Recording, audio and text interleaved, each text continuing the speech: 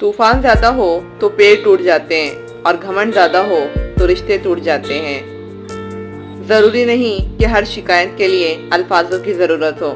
कुछ नाराजगियां चुप रहकर भी जताई जाती हैं। अल्फाज और आवाज के दीवाने तो हर जगह मिलेंगे।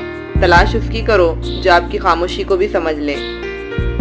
खुशियों का ताल्लुक आपके हालात से नहीं बल्कि आपके फैसलों से होता है। खामोश हो जाने का मतलब मुतमईन हो जाना नहीं होता। खामोश हो जाने का मतलब ये होता है कि आप सर टकरा टकरा कर थक गए हैं। इंतजार की हद भी बड़ी अजीब होती है। ना ही दरवाजा बंद होने देती है और ना ही आंखें। जिंदगी में दिलों को जीतने का हुनर रखिए, क्योंकि दुनिया जीत कर तो सिकंदर भी खाली हाथ गया था। अपनी सोच और नीयत को हमेशा साफ ही रखें, क्योंकि कश्तियां बाहर के पानी से नहीं अंदर के पानी से डूबती हैं।